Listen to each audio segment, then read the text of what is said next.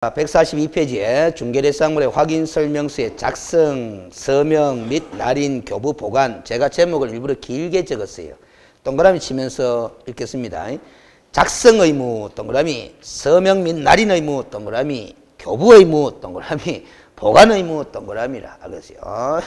작성 의무도 있고 무슨 의무도 있고 서명 및 날인 의무도 있고 교부 의무도 있고 보관 의무도 있고 그러세요. 확인 설명서 원서식은 아까 잠시 봤죠? 뒤에서. 자, 그래서 밑에 조문이 왜 되어 있느냐? 개업공인중개사는 중개가 완성되어 거래계약서 작성하는 때라고 되어 있어. 중개 완성 동그라미 딱 칩니다. 그러면 확인 설명서 작성 시점은 언제다? 중개 완성된 시점이다. 그때 뭐부터 작성한다? 거래계약서부터 작성하는 거야. 거래계약서 작성하면서 뭐부터 작성한다? 확인 설명서도 작성한다. 작성하는 때는 아까 주로 9가지 확인 설명했죠? 그 확인 설명하는 사항을 서면으로 작성하여 서면 동그라미 칩니다. 그 서면의 이름이 뭐였다? 확인 설명서였고 종류가 몇 가지였다? 서면 동그라미 위에다가 적어요. 4종류 그리 적습니다. 확인 설명서 서식이 4종류야. 4종류. 아까 1만 봤잖아. 2, 3, 4가 있다 이 말이에요. 알겠습니까? 거래당사자에게 교부하고 간 거래당사자에게 동그라미 칩니다. 거래당사자에게 가마 일방이다 쌍방이다. 쌍방을 뜻하는 거예요. 글을 읽을 때 조심하셔야 돼요. 시험 문제 읽을 때 시험 출제자가 그냥 거래당사자에게 요 말만 쓰면 쌍방이야. 그런데 시험 출제자가 거래당사자 일방에게 가마 뭐다? 쌍방이 아니라 일방을 가리키는 거예요. 알겠습니까? 교부하고 대통령이 정한 기간 동안 3년 동안 동그라미 그 사본을 뭐 한다? 보존하여야 한다라는 겁니다. 이게 확인 설명서 작성, 서명 및 날인, 교부, 보관 의무인데 서명 및 날인은 저 밑에 나와요. 그때 가서 또 읽어보겠습니다. 자, 밑에 읽어봅니다. 확인 설명서 서식이 과거에는 종류에 관계없이 단일 서식으로 되어 있어 종류별로 거래 물건의 상태 등을 충분히 확인하여 설명하는 데 부족한 점이 있었기 때문에 2008년도쯤에 이르러가 법을 개정해가 확인 설명서 서식을 줄 거예요.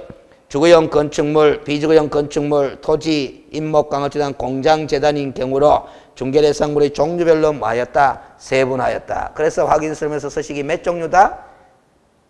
4종류다라는 소리입니다. 자, 여러분들 글을 얼마나 평소에 정확하게 보는지 질문 한번 하겠습니다. 책을 보면서 답해요. 중개대상물이 임목일 때와 공장재단이나 광업재단일 때 사용하는 확인 설명서 서식은 동일하다. 옵니다. 거기에 보면은 임목, 광업재단, 공장재단은 다 콤마가 아니고 중간점으로 연결되어 있잖아. 그렇죠? 그렇죠? 임목, 광업재단, 공장재단인 경우에는 확인 설명서 서식이 동일한 서식을 사용하게 돼 있어. 포 서식은. 자, 따라서 개업공인중개사로서는 유형에 따라 확인 설명서를 달리 작성하여야 하며 유의할 필요가 있으며 유형에 따라 확인 설명서에 줄 거나요. 기재사항에 차이가 있다는 점을 주의고 줄 거나요. 이것도 실무 문제로 많이 나옵니다. 원 서식에는 기재사항이지만은 3 서식에는 기재하지 않는 사항들 이런 것들을 알아야 돼. 그래서 나중에 다음에 강의할 때 실무 서식을 알겠어요. 다 일일이 기재사항들을 동그라미 치가면서 점검해 드릴 거예요. 알겠습니까? 자, 그러면 됐고 밑에 보충학습을 한번 봅니다. 2011년도 시행규칙 개정 시에는 개업공인중개사 및 거래당사자 의 분쟁을 사전에 방지하려는 취지에서 부동산 중개거래 시 계약서에 첨부하여 활용하는 중개대상 확인 설명서 4종류의 서식 내용을 공적 장부 등에 의해 확인이 가능한 개업공인중개사 무슨 확인사항과 기본 확인사항과 내부 시설물 상태, 벽면 도배 상태 등의 개업공인중개사 무슨 확인사항, 세부 확인사항 그리고 중개 보수 등에 관한 사항으로 명확하게 구분하여 정하였다라는 소리다. 알겠습니까? 자, 그래서 349페이지로 다시 가서 한번 보겠습니다. 349페이지에 가면은 원서식이죠? 그래서 제일 위에 제목 옆에 주거용 건축물 하는 걸 동그라미 치라 그랬잖아, 아까. 그렇죠? 주거용 건축물 때 원서식 쓰는 기다. 기본 확인사항 아까 동그라미 쳤죠? 그 다음에 D페이지에 세부 확인사항 동그라미 쳤죠? 밑으로 내려가다 보니까 3번에 중개보수에 관한 사항 나오나? 나오죠. 동그라미 딱 지둡니다. 알겠어요? 중개보수에 관한 사항 동그라미 딱 지둡니다. 그래서 확인 설명서 서식은 크게 몇 가지 항목으로 구성이 되어 있다. 3가지. 기본 확인사항, 세부 확인사항, 중개보수 등에 관한 사항. 그런데 그 중개보수 등에 관한 사항 밑으로 내려가면은 서명 날인하는 부분이 나오죠? 서명 날인하는 부분이 거기 나오는데 매도인이 있고 매수인이 있고 그 밑에 뭐가 있어요? 개업공인중개사 2칸이 나오죠. 그렇죠? 개업공인중개사가 두 칸이 나온다는 것은 공동중개를 했을 때를 대비한 서식이야. 그러면 단독 중개를 했으면 한 칸은 비워두면 되는 겁니다. 알겠습니까? 근데 개업공인중개사 칸을 오른쪽으로 싹 가봐요. 가보면은 서명 및 날인데 있나 또는 돼 있나? 밑에 있죠. 그리고 그 밑에 칸에 소속공인중개사도 나오죠. 소속공인중개사도 서명 또는 날인데 있나? 밑에 있나? 밑에 있죠. 근데 매도인과 매수인은 서명 밑이에요? 또는이에요? 또는이잖아. 그런 것도 뭐다? 시험 출제예요. 그래서 진하게 해놓은 기다 이 말이지. 알겠어요? 제가 진하게 해놓은 거는 다 중요한 거야. 알겠습니까? 그러면 지금 이미 349페이지에 그 확인서물 원서식을 봤으니까 이게 원서식입니다. 359페이지로 가봐요. 59페이지에 가면은 확인설명서 2가 나오죠. 제목 옆에 뭐라고 돼 있노? 비주형 건축물 동그라미 칩니다. 알겠어요? 여기다 보니까 밑에 1번이 기본 확인사항 나오죠? 그렇죠? 그리고 한 장을 또 넘겨봐봐요. 넘겨보면 또 세부 확인사항 나오나 안 나오나? 나오죠? 또 중개보수 등에 관한 사항 나오죠? 다 확인설명서 서식의 구성 항목이 다 비슷하게 만들어져 있는 거야. 그러나 기재사항이 똑같다 다르다? 다릅니다. 왜 달라질 수밖에 없느냐? 중개대상물의 종류가 같다 다르다? 다르니까 설명할 사항도 달라지거든. 알겠어요? 여기도 서명 날인하는 부분이 똑같이 만들어져 있죠? 자, 또 한 장을 넘겨봅니다. 362페이지에 보면 3가 돼 있죠? 3 옆에 토지라고 돼 있죠. 토지 동그라미 쳐봐요. 여기도 기본 확인 사항이 있고 세부 확인 사항이 있고 보수 등에 관한 사항이 있잖아. 그렇죠? 그런데 특히 세부 확인 사항 칸에 보니까 뭐 적을 게 별로 없어. 없어. 없는 이유가 봐봐요. 내외부 시설물의 상태 적을 게 있나? 토지인데 없잖아. 그렇죠? 그 다음에 환경 조건에 관한 거 적을 거 있나? 없잖아. 일조 소음 진동 적나? 안 적잖아. 그렇죠? 그 다음에 벽면 및 상태, 도배 상태 이런 거 적나? 안 적잖아. 기재사항이 달라요. 알겠습니까? 그러나 토지라도 실제 권리관계에 관한 사항은 있을 기다 없을 기다? 있을 기다. 그리 적는 거잖아. 그 다음에 또 한 장을 넘겨봐봐요. 365페이지에 확인설명서 4 나오잖아. 제목 옆에 뭐라고 돼 있노? 임모, 광업재단, 공장재단 같은 서식을 사용하잖아. 이거는 오히려 적을 게 더 뭐다? 두리뭉실하게 많은 거예요. 두리뭉실하죠. 알겠어요? 그렇죠.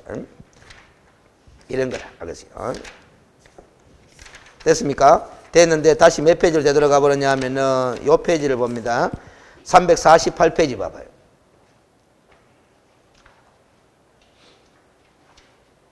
(348페이지에) 도표 하나 만들어 놨죠. 그렇죠?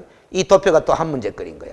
왜 한 문제거리냐 하면은 요 가마의 도표를 보면은 기재사항별로 주거용 건축물이냐 비주거용 건축물이냐 토지냐 임목재단이냐에 따라서 기재 항목이 같다 다르다? 다르다. 그 공표 X표 많이 돼 있잖아. 특히 X표 돼 있는 게 중요하기 때문에 뭐다? 그렇게 진하게 해놓은 거예요. 그 X표 가는 거는 주거용 건축물 확인 설명서에는 기재되는 사항인데 뭐 토지일 때는 기재되지 않는다, 임목일 때는 기재되지 않는다 이런 것들을 알아야 된다는 거야. 각 서식별로 기재사항에 차이가 있다 없다? 있다. 이걸 점검하라는 표입니다. 알겠습니까? 이 표를 보면 공부하기 쉽다 어렵다? 어려워요. 요 표를 딱 놔두고 1, 2, 3, 4 서식도 같이 비교해가면서 보면은 눈으로 직접 보면은 쉬워지는 거야. 알겠습니까? 됐습니까? 곧 나중에 다시 한번 강의할 기회가 있을 거고 앞으로 되돌아갑니다. 142페이지로 갑니다. 142페이지에 그 보충학서 네오박스 밑에 확인설명서에는 개업공인중개사가 서명 및 날인하되 당해 중개인이란 소속공인중개사가 있는 경우에는 있는 경우 동그라미 칩니다. 없으면 말거라. 소속공인중개사가 함께 서명 및 날인하여야 한다 해놨습니다. 자, 이 문장 봐봐요. 이 문장 4줄을 읽었는데 뒤에 서식의 내용을 보고 읽으니까 쉽잖아. 서식에도 아까 개업공인중개사하고 소속공인중개사가 서명 및 날인하는 그 칸이 있었잖아.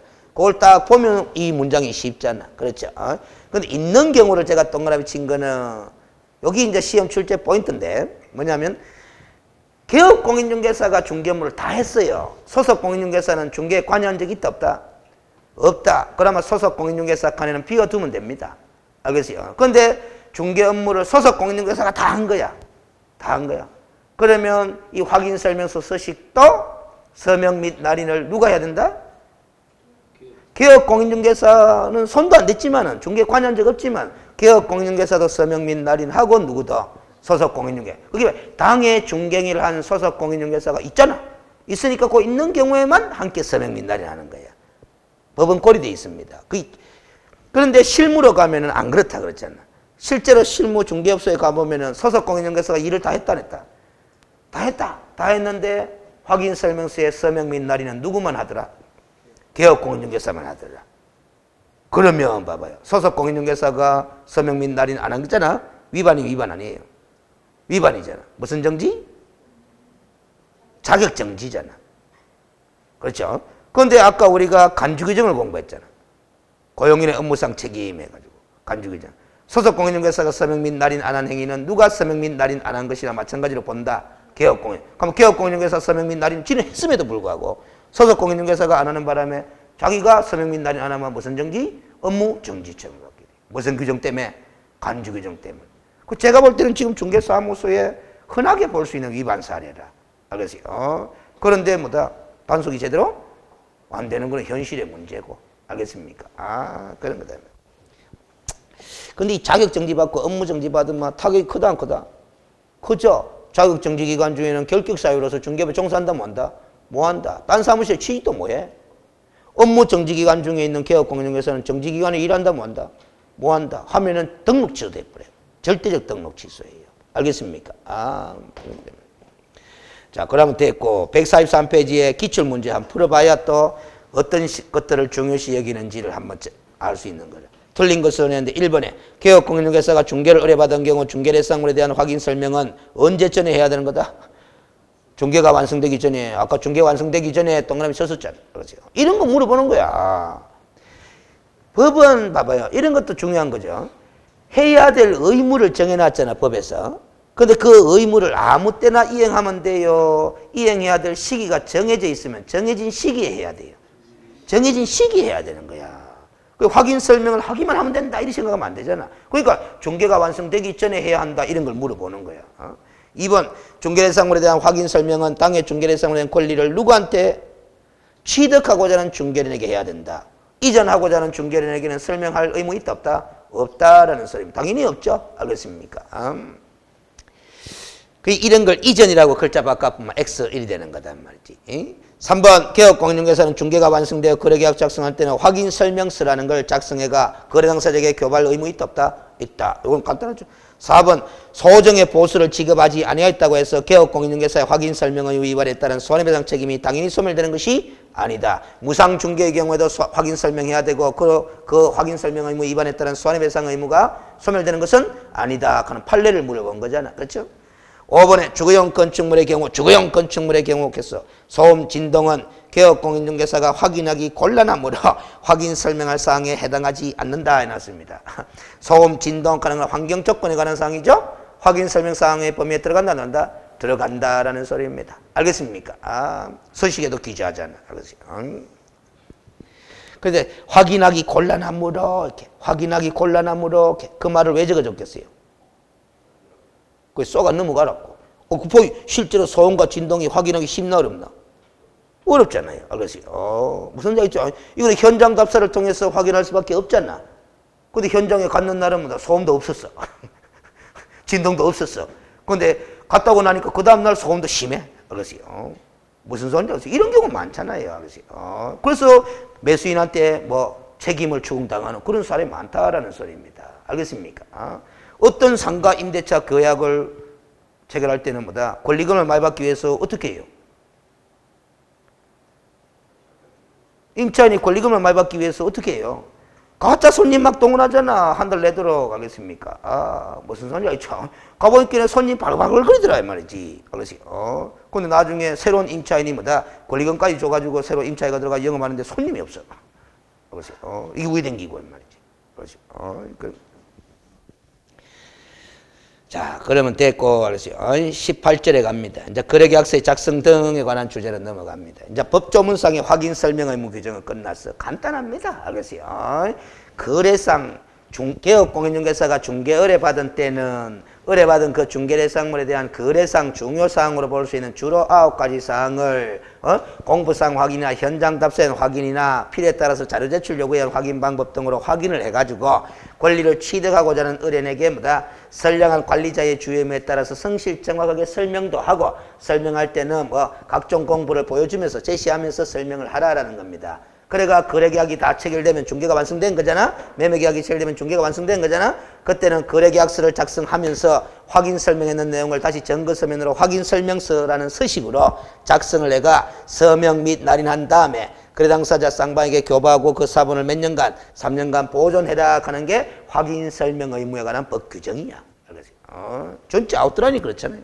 응? 그 다음 거래계약서 작성도 시험에 자주 나오는 법 규정입니다. 1. 거래계약서의 작성이 나왔는데 관로 안에 장글씨를 한번 읽어봐봐요. 계약의 성립이나 계약의 내용에 대한 무슨 자료?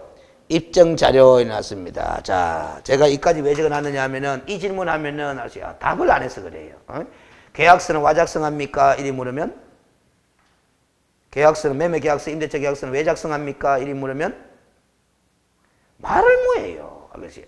말을. 그러다가 한마디 더 던지면 더 이상하다가 생각하면서 고개 깝던거립니다. 민법 선생이 구두계약도 계약이라 깝니까? 계약 아니라 깝니까? 그럼 구두계약도 계약이 성립된다는데 계약서는 와 작성합니까? 그렇지. 그거 생각하라고 관로안에 제가 적어 놓은 거야. 그렇지. 계약의 성립이나 계약의 내용에 대한 입증 자료에 해당하는 것이 뭐다? 계약서는 서면이지 않느냐 이 말이지. 그렇지. 입증 자료. 그럼 입증할 일이 없다면, 즉 거래 당사자 사이에 분쟁이 발생하지 않는다라는 보장만 있으면 굳이 계약서 작성할 필요 있다 없다? 없다라는 겁니다. 근데 그런 장담은 뭐 하잖아 우리가. 알겠어요? 그래서 작성을 하는데 그 작성 의무를 누구한테 부과해놨다?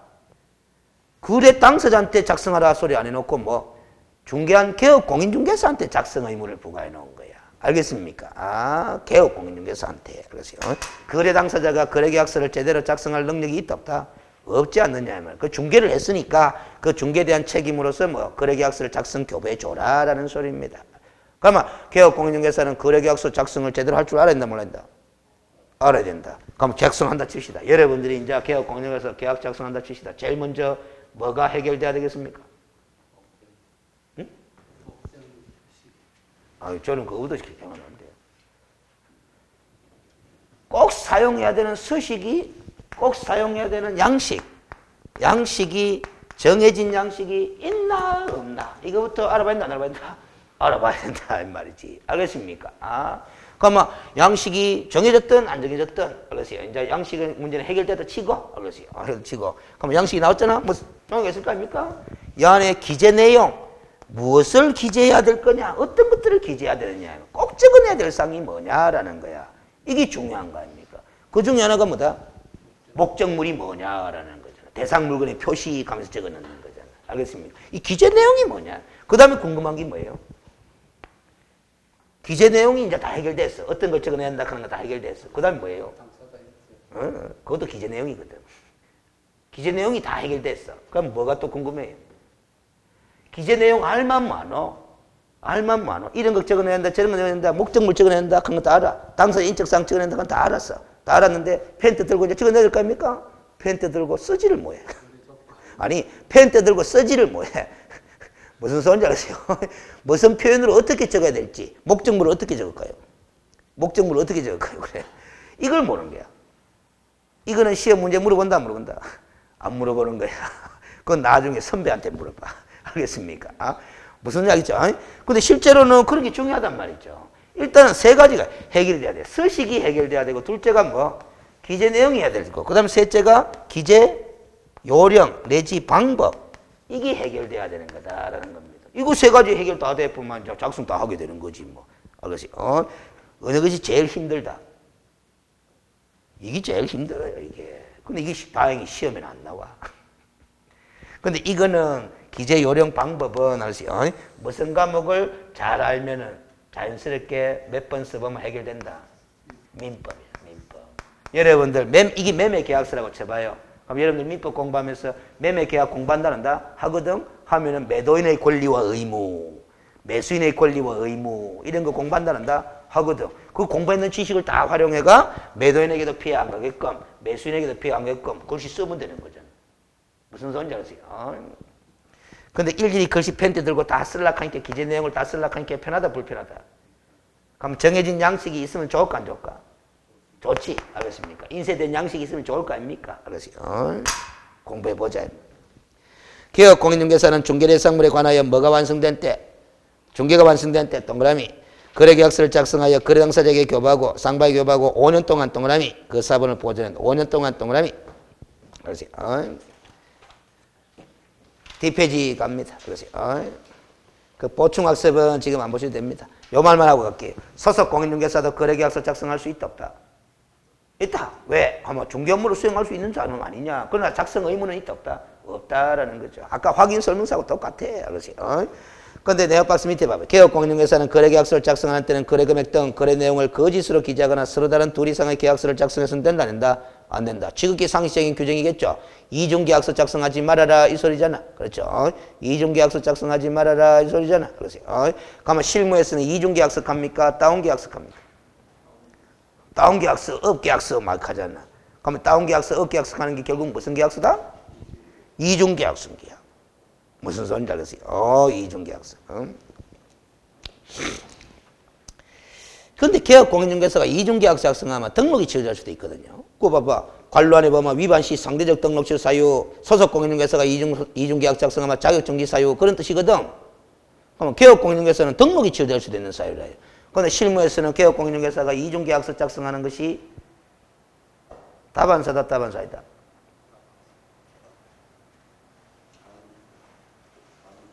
다반사가 아니라.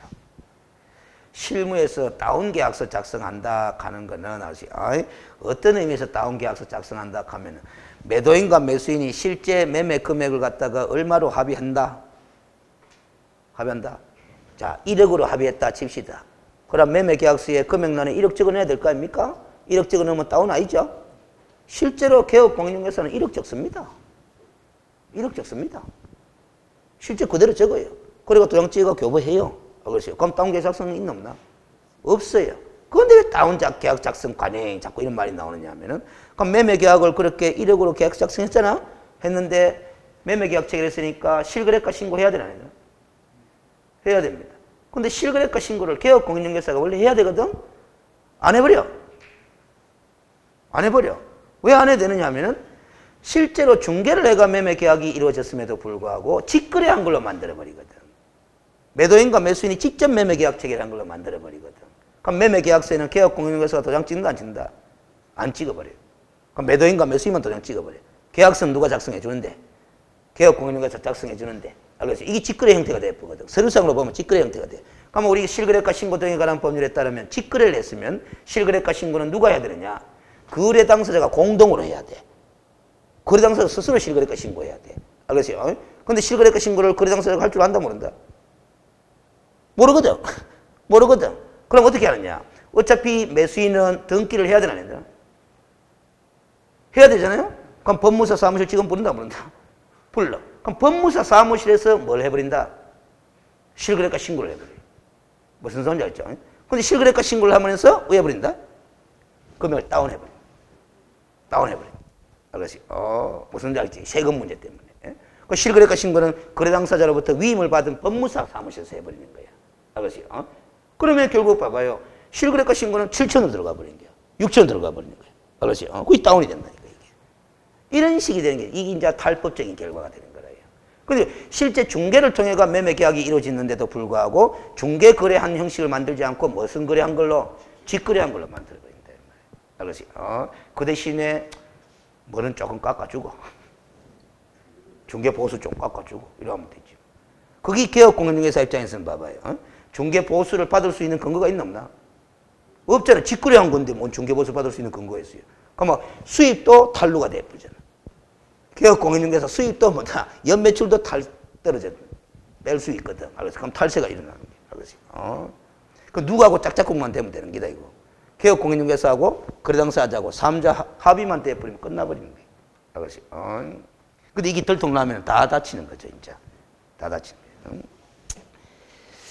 근데 이런 것들은 자꾸 법을 공부하다 보면 이제 빠져나가는 구멍을 여러분 스스로가 발견하는 거고, 그렇지. 자, 그 다음에 관련 판례 봐봐요. 이 판례도 시험 지문은 줄 끊는 것만 나왔어. 줄 끊는 거 이거 봐봐요. 중개를 하지 아니하였음에도 함부로 거래계약서 등을 작성, 교부해서는 된다, 안 된다? 안 된다라는 거라. 알겠어요? 중개를 하지 아니하였음에도 함부로 거래계약서 등을 작성, 교부해서는 된다, 안 된다? 안 된다라고 하는 거예요. 지극히 당연하죠. 이게 시험 질문이 나온 거예요. 근데 이 사건의 내용을 설명해 볼까요? 자, 제가 개업공인중개사, 네, 알겠어요. 제가 개업공인중개사인데, 좀, 친구는 아닌데 조금 뭐 다 아는 사람이, 알겠어요. 저한테 찾아와가, 뭐다. 자기들끼리 일이 뭐 전세 계약을 체결했다 하면서 전세 계약서 하나 써달라고 부탁을 하는 거야. 그러면 개업공인중개사 제가 전세 계약을 중개한 적은 있다, 없다? 없습니다. 근데 전세 계약의 내용이 이런 거니까 계약서 한 장 작성해 달라 한 거야. 그래서 계약서를 작성해 줬어요. 그래서 해주는데 밑에 개업공인중개사 서명 날인까지 얘가 작성 교부해 준 거야. 그래서 근데 그 전세 계약서를 들고 이 사람이 은행 가가지고 전세금 대출을 받았던 거야. 그래서 근데 은행에서는 뭐를 믿고 대출해 줬다? 개업공인중개사가 작성 교부해 준 이 전세 계약서를 신뢰하고 대출해 준 거예요. 그래서 무슨 얘기지? 그런데 대출금을 회수했다 못했다?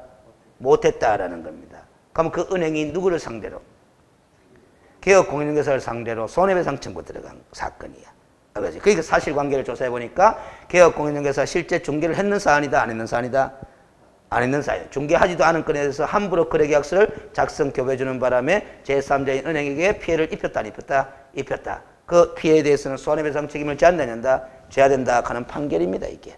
알겠습니까? 그래서 이런 판결도 보면은 개업공인중개사로서는 자격증을 취득해가 영업하는 전문 직업인의 성격을 강하게 부여받고 있는 전문 직업인이에요. 전문 직업인이 자신의 등록된 인자라고 날인해준 전세 계약서를 뭐 은행 측에서는 신뢰할 수밖에 없는 현실이지 않느냐라는 거라. 알겠습니까? 그런 거다. 그 다음 2번에 거래계약서에 서식이 해놨는데 국토교통부 장관 동그라미 지나놓고 거래계약서에 관하여 표현된 서식을 정하여 이의 사용을 뭐 할 수 있다? 권장할 수 있다. 권장 동그라미 칩니다. 이 조문을 시행령에서 만들어 놓긴 만들어놨는데 관로안에 한번 봐봐요. 현재 권장 서식을 규정하고 있다, 안 하고 있다? 안 하고 있다. 현재 실무에서는 어디가 보급하는 협회가 동그라미 치놓고 보급하는 다음 서식을 사용하고 있으면 이 서식은 법정 서식이다, 아니다? 아니다. 그래서 오른쪽에 매매계약서 양식이 보이죠? 이 양식은 국토교통부 장관이 권장하는 서식이다, 아니다? 아니다라는 겁니다. 우측 제일 밑에 봐봐요. 한국공인중개사협회 걔가 심벌 맞고도 안 보이나? 알겠습니까? 그러면 실제 지금 중개사무소에 사용하는 이 거래계약서 서식은 다 협회에서 뭐다? 보고받는 이 서식을 사용하고 있을 뿐이지 국토교통부 장관이 권장하는 서식을 사용하지는 않고 있다. 권장 서식 만들어놨다, 만들어놨다? 안 만들어놨다라는 겁니다. 알겠습니까? 시험 지문에 이게 나온 적이 있어요. 공인중개사협회는 부동산 거래 계약에 관한 표준이 된 서식을 정하여 이의 사용을 권장할 수 있다. OX. X. 누가 권장할 수 있다? 장관이지. 협회가 있잖아. 그런 법 규정 어디 있노? 이 말이지. 그러니까 오른쪽에 보이는 이 서식은 법적 근거도 없이 협회가 자율적으로 그냥 개업공인중개사들의 편의를 도모하기 위해서 보급하는 서식에 불과하다라는 소리입니다. 그러면 봐봐요. 거래계약서를 작성 교부해줄 의무는 있고, 작성 교부해줄 의무는 있고, 그럼 빈백지 꺼내가 거래계약서 작성해야 된다, 안 된다? 된다라는 겁니다. 편하다, 불편하다? 불편하다. 그러면 빈백지 꺼내가 거래계약서를 작성하든 아니면 협회가 보급하는 이 서식을 사용하든 뒷페이지 봅니다. 146페이지에 3번 네모박스 1번부터 9번까지 보이죠? 별표. 이 9가지 항목은 꼭 기재해 넣어라, 기재해 넣지 말아라. 꼭 기재해 넣어라라는 소리입니다. 빈백지를 사용하든 아니면 협회가 보급하는 서식을 사용하든 이 9가지 항목은 포함시킨다, 안 시킨다? 포함시켜야 된다. 그런 식. 그래서 이 9가지가 거래계약서에 필요적 기재사항 가는 겁니다. 무슨 소리인지 알겠죠? 필요적 기재사항 가는 기다. 이 9가지가. 이 9가지가. 맞습니다. 그래서 9번의 그 밖의 약정 내용은 특약사항을 의미하는 거다라는 거지. 알겠어요? 그런데 이 7번에 보면은 계약의 조건이나 기한이 있는 경우는 그 조건 또는 기한이라고 되어 있잖아. 있는 경우라는 말을 써놨죠? 있는 경우 동그라미 쳐봐요. 그러면 조건과 기한은 있을 수도 있고 없을 수도 있거든? 그러면 있다고 칩시다. 있으면은 조건과 기한의 내용을 적어 넣어줘라는 소리잖아? 실제 실무에서는 어디에 적어 넣겠어요? 특약사항으로 적어 넣습니다. 무슨 소리인지. 그 지금 여러분들이 오해를 하지 말아야 될 것이 9번의 그 밖의 약정 내용이 특약사항 맞거든? 맞는데 7번도 특약사항입니다. 알겠어요? 특약사항인데 왜 별도의 번호를 부여해 놨느냐 하면은 별도의 번호를 부여하느냐면 조건과 기한이라는 특약사항은 꼭 적어내야 되겠다라는 뭐 강조의 의미로 번호를 따로 부여해 놓은 거예요. 여러분들 민법에서 아직까지 조건과 기한 공부했다 안 했다? 안 했거든? 안 했거든? 그래서 그 조건과 기한의 중요성을 못 느껴서 그래요. 자, 봐봐요. 여러분들 이런 말 많이 쓰잖아, 평소에. 무슨 계약? 조건부 계약하는 말 많이 해요, 안 해요? 하잖아? 근데 이 조건부 계약은 조건이 성취되지 않으면, 알겠어요? 이 계약의 효력이 발생을 안 해요. 무슨 소리인지 알겠어요? 효력이 발생을 안 한다, 이 말이야. 그러니까 이 조건이나 기한이라 하는 것은 계약이라는 이 법률행위의 효력 발생에 아니면 효력 소멸에 영향을 미치는 법률 사실이거든. 그래서 아주 중요한 법률 사실이에요. 그걸 당사자들이 조건을 붙이기로 기한을 붙이기로 합의를 볼 수도 있고 뭐 안 볼 수도 있거든. 합의를 봤다면 그걸 꼭 적어 넣어줘야 되겠다라는 강조의 의미로 번호를 7번 따로 매겨놓은 거야. 올 연말에 12월 24일 날 화이트 크리스마스가 되면은 뭐다? 돈 100만 원씩 지급하겠다라고 약속하는 거야. 알겠습니까? 어느 기업에서. 파리바게뜨 이런 데서. 알겠습니까? 그럼 화이트 크리스마스가 되면은 100만 원 받는다, 만다?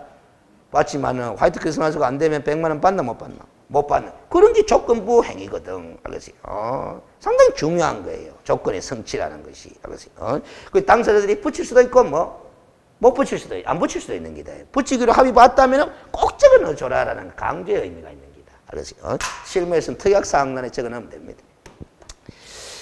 근데 이 9가지를 순서대로 외우든 순서가 뒤바뀌든 관계는 없어요. 알겠어요? 자, 위에 봅니다. 위에. 거래계약서에는 다음 각호의 사항, 즉 9가지를 기재하여야 하며 거래계약서에는 개업 공인중개사가 서명 및 날인하되 당해 중개인이라는 소속 공인중개사가 있는 경우는 소속 공인중개사가 함께 서명 및 날인한다. 이거 아까 읽어봤어요? 안 읽어봤어요? 읽어봤죠? 어디에서 읽어봤어요? 확인설명서 서식에서 읽어봤지. 확인설명서 서식. 그래서 관로 안에 짠 것이 봐봐요. 확인설명서의 서명 및 날인에 관한 법제 25조 사항의 규정을 뭐한다? 준용하게 돼 있는 거야. 알겠어요? 준용하게 돼 있기 때문에 내용적으로 그렇게 똑같아지는 거예요. 알겠습니까? 그래서 우리가 거래계약서와, 자, 이것도 물어볼게요. 거래계약서와 확인설명서의 서명 및 날인 할자의 범위는 같다, 다르다? 같다는 거야. 알겠습니까? 확인설명서와 거래계약서의 서명 및 날인 할자의 범위는 같다, 다르다? 같다라는 겁니다. 알겠어요? 자, 다시 앞페이지 봅니다. 앞페이지 145페이지에 보면은 부동산 매매 계약서 누가 보급하는 서식? 협회가. 그래서 이 안에 부동문자로 이미 인쇄체로 글씨 적어놨잖아? 그게 편하겠죠? 빈백지라 갖고 작성한다 하면 여러분들이 펜트 들고 이 다 직접 써야 돼. 알겠어요? 그런데 이 안에 이미 9가지 필요적 기획사항을 기재할 수 있도록 해놨다, 안 해놨다? 해놨습니다. 그러면 이 안에서 여러분들 그 9가지를 억지로 외우려고 하지 말고 이 안에서 9가지를 발견하면 된다, 안 된다? 되는 거잖아. 자, 그래서 부동산 매매 계약서 밑에 보면 1번 부동산에 표시하는 게 있나 없나? 있죠? 부동산에 표시하는 게 이게 물건에 표시해 가는 거 아이가? 그렇죠? 그 다음에 그 밑에 2번에 계약 내용에가 1조 보면은 뭐다? 매매 대금, 계약금, 융자금, 중도금, 잔금 이렇게 적어 넣죠? 이게 적는 게 바로 거래 대금에 관한 사항을 적어 넣는 부분 아닙니까? 그렇죠? 그 다음에 2조 소유권 이전 해놨잖아? 이 내용이 뭐예요? 소유권 이전이라고 되어 있으니까 권리 이전의 내용이잖아. 거기다가 몇 년도 몇 월 며칠로 한 달이 돼 있잖아. 물건의 인도 시기도 정해놨다 안 정해놨다? 정해놨잖아. 물건의 인도 시기잖아. 9가지 중에. 알겠어요? 그 다음에 3조, 4조, 5조, 6조 이런 거 있죠? 7조, 8조 이런 것들 있죠? 이런 것들이 전부 다 뭐다? 응? 전부 다 뭐예요? 그런 것들이 다 뭐예요? 그냥 이렇게 보면 돼. 계약 내용인데 그 밖에 약정사항이야. 그 밖에 약정사항, 특약사항으로 처리해도 될 것들인데 뭐다? 일반적으로 자주 등장하는 합의사항이니까 아예 부동문자로 인쇄해놔보는 거지. 알겠습니까? 이거 이외에도 더 특약할 게 있으면 또 밑에 특약사항 내에 적어 넣어라, 적어 넣지 말아라. 적어 넣어라, 그 소리다. 알겠어요? 무슨 말이죠? 그러면 8조에 중개보수, 7조에도 중개보수이 돼 있죠? 중개보수에 관한 사항은 필요적 계획사항이다, 아니다? 146페이지 다시 봐봐요. 중개보수에 관한 사항은 필요적 사항이 아닙니다. 알겠어요? 그런데도 이미 인쇄되어 있죠. 이건 왜 그러냐? 협회에서 작성 보고반은 뭐다 서식이다 보니까 항상 의뢰인과 개업공인중개사의 중개보수에 관한 분쟁이 자꾸 발생하니까 그걸 분쟁 예방 차원에서 명확히 해결해 놓은 거야. 알겠어요? 적어 넣으면 해결이 되기 쉽거든. 알겠어요? 그 다음에 145페이지 다시 봐봐요. 알겠어요? 특약사항 밑에 본계약을 증명하기 위하여 계약 당사자가 이의 없음을 확인하고 각각 서명 날인한 후에 매도인, 매수인, 개업공인중개사는 매 장마다 뭐 하여야 하며 간인하여야 하며 각각 한 통씩 보관한다 해놨잖아. 개업공인중개사는 몇 년간 보관? 5년간 보관이었잖아. 그렇죠? 간인한다 하는 말도 알죠? 근데 간인은 안 물어봅니다. 시험에서는. 그런데 참고적으로 그냥 드러나요. 간인이 뭐예요? 간인이. 나누어 찍는 거. 사이사이에 찍는 거. 알겠어요? 근데 그렇게만 공부하면은 부정확해요. 간인하고 뭐하고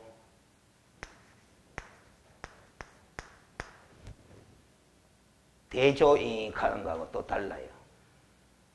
알겠어요? 자, 봐봐요. 여러분이 도장을 반 틈씩 걸치게 찍는 거 있잖아. 그죠? 그걸 간인자 지금 생각했을 거다, 이 말이지. 이것도 반 틈씩 걸치게 찍고, 이것도 뭐, 반 틈씩 걸치게 찍는 거랑 마찬가지예요. 알겠습니까? 자, 그러면 무슨 차이가 있느냐 하면은, 도장을 찍는 방법은 똑같아. 근데, 뭐, 의미가 달라. 봐봐요. 계약서가 한 장이에요? 여러 장일 수도 있어요. 여러 장일 수도 있죠. 한 장일 때는 간인이 필요하다, 필요 없다? 필요 없지. 계약서가 여러 장일 때는 그 여러 장의 계약서가 하나의 계약서임을 증명하기 위해서 1페이지, 2페이지, 3페이지 사이사이에 찍는 도장을 뭐라 한다? 간인이라 그래. 알겠습니까? 그럼 대조인은 뭐냐? 계약서가 한 장이든 두 장이든 세 장이든 그걸 떠나서 계약서는 한 부 작성해요? 여러 부를 작성해요? 여러 부를 작성. 기본적으로 세 통 이상 작성하잖아. 그렇죠? 그러면 여러 부를 작성하면은 한 부, 두 부, 세 부인데 이 세 부가 하나의 계약건에 관한 뭐다? 계약서다 하는 걸 증명하기 위해서 첫째하고 둘째 부수의 사이사이에 또 찍는 게 있어. 알겠습니까? 그게 바로 뭐다? 대조인이 되는 거다. 이 말이야. 계약서를 여러 부 작성하기 때문에 대조인이 필요한 거고. 간인은 왜 필요하냐? 계약서가 한 장으로 안 돼 있고 뭐 여러 장으로 돼 있기 때문에 간인이 필요한 거예요. 알겠습니까? 그러면 계약서가 두 장이야. 두 장이면 돼 세 부를 작성해. 그러면 둘 다 필요하나 안 필요하나? 둘 다 필요한 거지. 둘 다 필요한. 간인도 필요하고 뭐 대조인도 필요하고 그런 거라. 알겠습니까? 자, 근데 아까 이 한 통씩 보관한다, 5년간 보관한다 돼 있죠? 그 자주 묻거든. 근데 저는 이 법을 고쳐야 된다고 보는 사람 중에 한 사람이라요. 자, 봐봐요. 자, 봐봐. 하여튼 아무 생각 없이 법을 만들다 보면 괜히 그런 것 때문에 출제거리가 되는데 그걸 또 생각 없이 출제하니라 보면 우리가 봐봐요. 중개 업무라는 건 의뢰인으로부터 중개의뢰 접수받아가 의뢰 접수받은 그 물건에 관한 거래사항, 중요사항 주로 9가지 사항을 조사, 확인해가지고 권리를 취득하고자 하는 사람에게 설명을 성실정을 하잖아. 그래가 거래계약이 체결되잖아. 거래계약이 체결되면 이제 중개는 완성됐다. 그렇게 이야기를 하는데, 알겠어요? 이 과정에서 기본적으로 작성하는 서식이 몇 가지 나와요. 서식이. 자, 이 중개의 접수는 다른 말로 중개계약이다 그랬죠. 중개계약을 체결하는 것이 바로 중개를 접수한다 했는데 이 중개계약은 일반 중개계약일 수도 있고 뭐 전속 중개계약일 수도 있나? 있잖아? 그러면 만약에 전속 중개계약을 체결했다라고 한다면은 전속 중개계약서 하는 걸 작성해야 될 의무가 있어요, 없어요? 있죠? 그래가 전속으로 중개를 받은 물건의 조사 확인해가 설명을 해가 거래계약이 이루어졌어. 그럼 거래계약이 있으면 제일 먼저 작성해야 되는 게 뭐예요? 거래계약서 작성해야 되잖아? 그 다음에 둘째 뭐 또 작성해야 돼요? 확인 설명서도 작성해야 되잖아. 그렇죠? 그럼 기본적으로 서식 몇 개 작성했어요? 3개 작성했잖아. 맞죠? 근데 우리가 전속 중개계약서를 작성 교부했으면 요거 몇 년간 보관해라?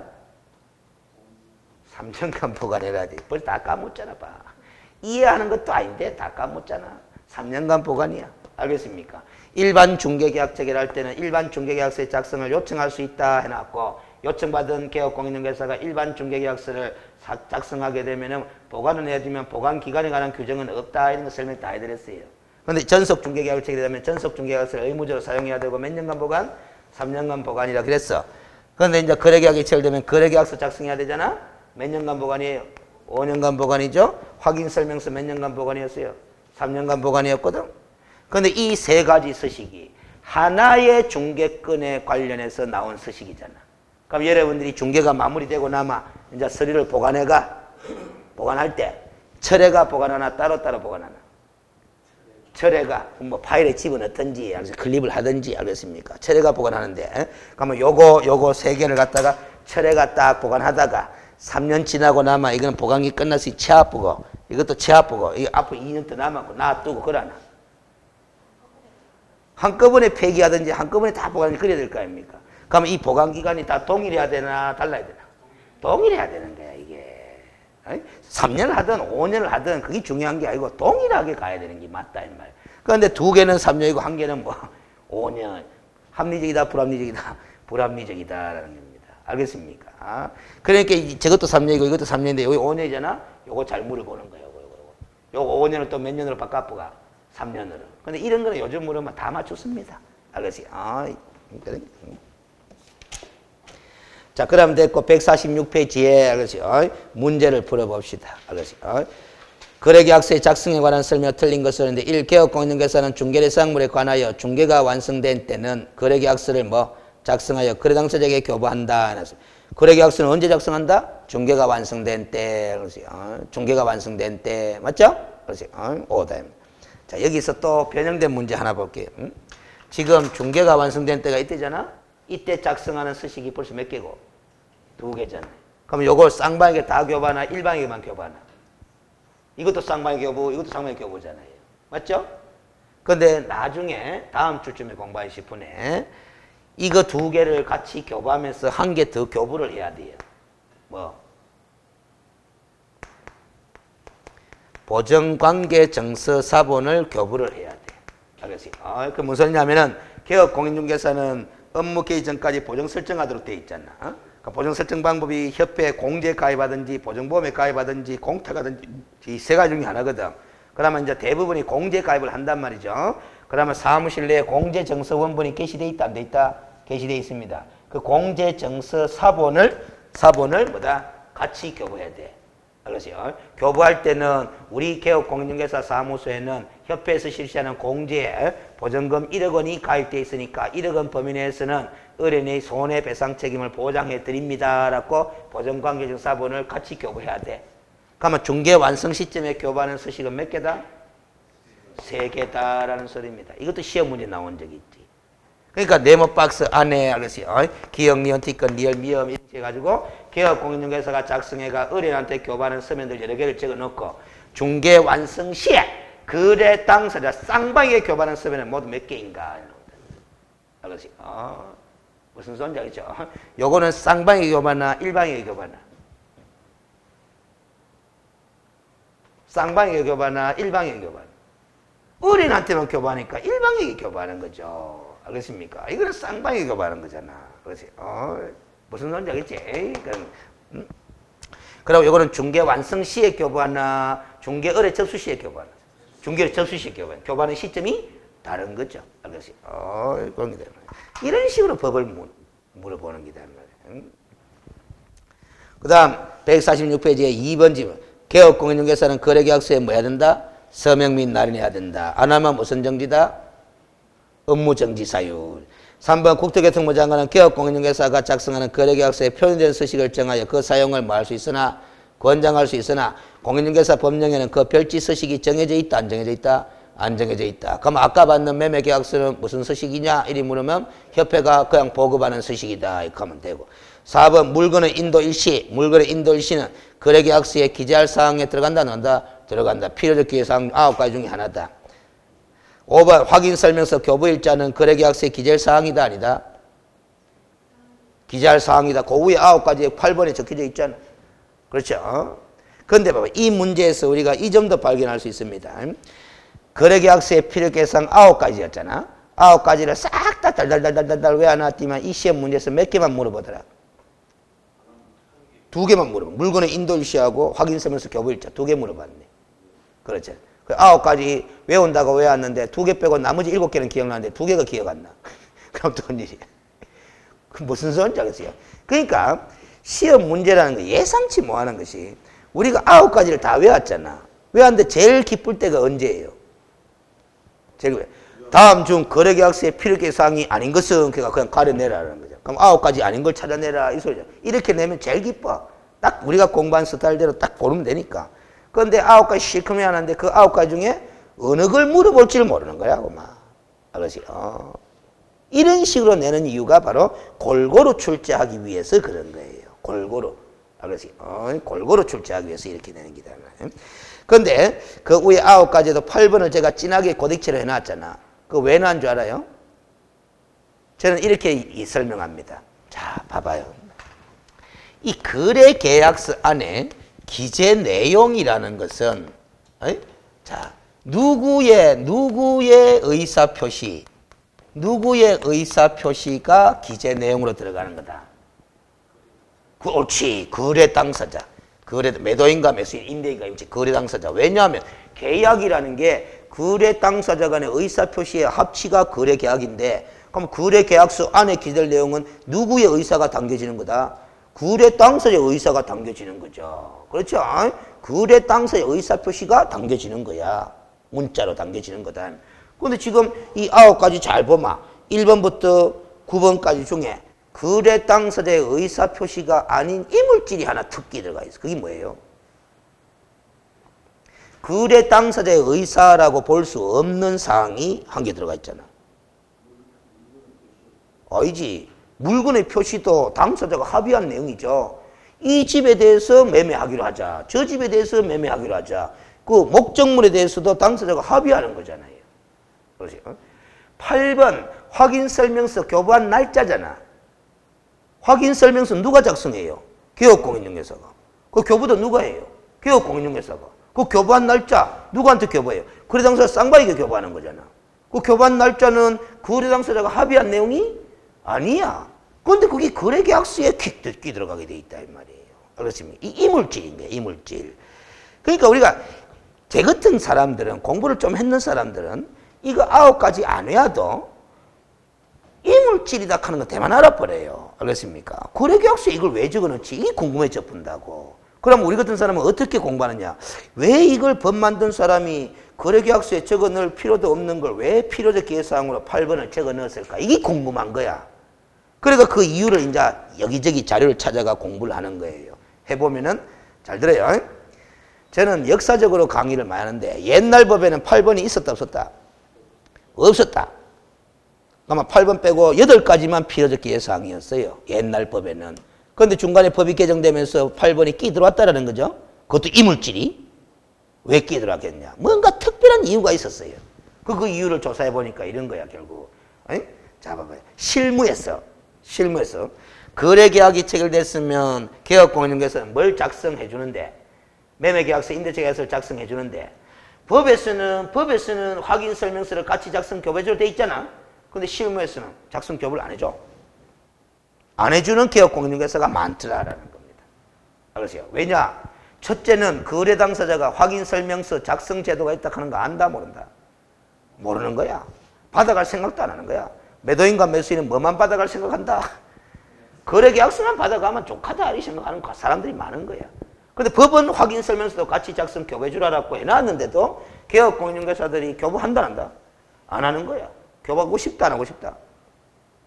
안 하고 싶어요. 왜냐? 확인설명서에 아까 기재되는 내용, 기본 확인사항, 세부 확인사항 기재되는 게 많잖아. 그 기재된 내용에 문제가 터지면 누가 책임지는 부분이 많다? 개업공인중개사가 손해배상 책임지는 부분에 근거가 되는 거잖아요. 증거가 되는 거야. 그럼 증거를 교부하고 싶다 안 하고 싶다? 안 하고 싶거든. 작성하기 싫은 거예요. 그런데 법은 작성 교부하고 그 사본을 몇 년간 보관해라. 3년간 보관해라까지 돼 있으니까 그것도 안 하면 업무정지 사유다 해놨으니까 이거는 작성 안 할 수도 없고 보관 안 할 수도 없고 근데 교부하기는 싫고 그럼 잔머리 굴리는 거예요. 어떻게 하면 됩니까? 어떻게 하면 됩니까? 실무에서 이런 일이 지금은 많이 사라졌는데 그때 당시에는 많았어요. 뭐냐면 이제 계약서 작성하는 날, 계약건가가 계약서 작성하잖아. 하는 날 개업공인중개사 앞에서 작성하잖아요. 하는데 도장 가왔습니까? 개업공인중개사가 묻는다, 문다. 물어. 그럼 매도인도 가왔다 하고 매수인도 가왔다 해. 그러면 그 도장을 누구한테 전해줍니까? 개업공인중개사한테 전해주죠. 알아서 찍으라고. 맞죠? 필요한데 찍으라고. 그러면 봤잖아? 받아가 어디에다가도 찍어본다. 아까 확인설명서 양식 봤죠? 그 양식이 빈 양식이야. 빈 양식에 개업공인중개사 서명 및 날인하는 부분 있지? 거기다 푹푹 찍어놔 버리. 찍어놓고는 나중에 거래당사자한테 누가 뭐만 준다? 계약서만 주는 거야. 매매 계약서만. 그럼 확인설명서 도장은 찍혀져 있나 안 찍혀져 있나? 찍혀져 있지? 그러면 거래당사가 돌아가고 남아. 집으로 돌아가고 남아. 사무실에서 이제 채워넣는 거야. 빈 양식에다. 양호함, 이상 없음, 양호함, 이상 없음. 이 적어 넣는 거야. 가라로. 무슨 소리인지 알겠어요? 이랬다가 나중에 이제 고객이 뭐다. 당신 확인설명서 우리한테 안 줬네. 이렇게 하는 거야. 안 주기는 뭐 안 줘? 당신이 도장까지 찍었구만. 이래 된단 말이지. 알겠어요? 당신이 받아가놓고 이자 묻네. 이래 되는 거잖아요. 바로 당신 도장료 확인설명서 안 찍혀져 있나? 이 말이지. 알겠어요? 그렇게 하는 경우가 많았어요. 옛날에는. 근데 요즘은 고객들이 똑똑해져가 뭐 확인설명서 작성 교부제도가 있다 하는 거 안다 모른다. 알기 때문에 요즘은 그런 일이 많이 사라졌어요.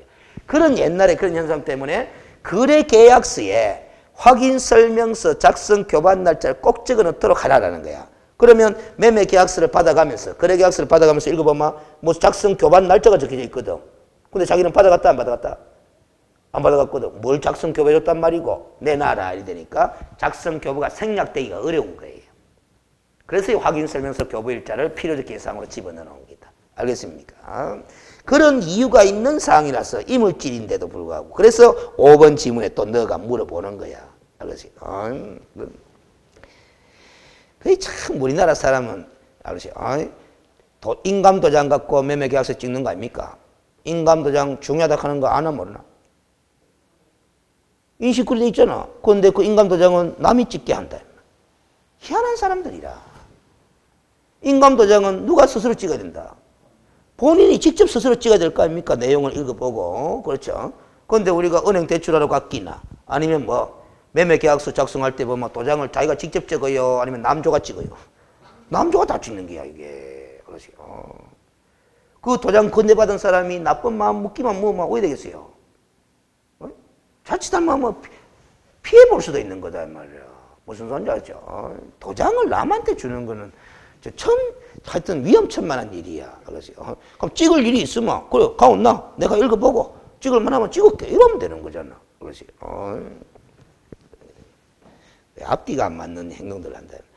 자, 그 다음 됐고, 알겠어요? 145페이지에, 알겠어요?